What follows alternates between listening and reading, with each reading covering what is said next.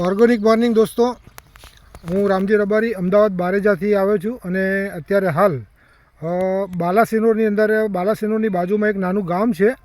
ત્યાં આગળ આપણે મલ્ટીપ્લાયર ઘઉંમાં આપ્યું હતું.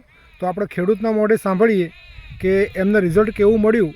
બરાબર, તો શું નામ છે આપનું? અજયભાઈ કનુભાઈ ઝાલા. અજયભાઈ કનુભાઈ ઝાલા.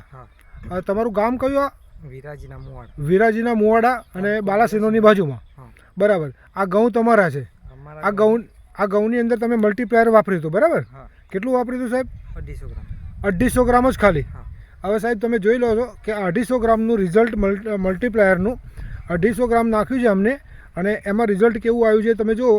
અને આપણે બાજુમાં કમ્પેરિઝન કરીશું કે જ્યાં બિલકુલ મલ્ટીપ્લાયર વાપર્યું નથી અમને. બરાબર, આ એ ઘઉં પણ તમે જોઈ શકો છો.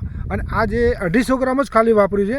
મેં એમને 1 કિલોનું સજેસ્ટ કરી દઉં, પણ એમને 250 ગ્રામ જ ખાલી વાપર્યું, છતાં પણ એમનું જબરજસ્ત રિઝલ્ટ આવ્યું છે. કેવું લાગે છે તમને રિઝલ્ટમાં અજયભાઈ? રિઝલ્ટમાં એકદમ સારું છે. હા, અને વત્તામાં ટ્રાય માર્યો કે એક અડધામ વાપર્યું, અડધામ નહીં વાપર્યું. બરાબર છે. હા, એટલે ડિફરન્સ જોવા માટે તમે અડધામાં નાખ્યું હતું અને અડધામાં રિઝલ્ટ જબરજસ્ત આવ્યું છે. સરસ સરસ. તો મલ્ટીપ્લાયર વાપરવું જોઈએ. અત્યારે તમે મને કેમ સ્પેશિયલ બોલાવ્યો છે? જોવા માટે અને બીજું લેવા માટે.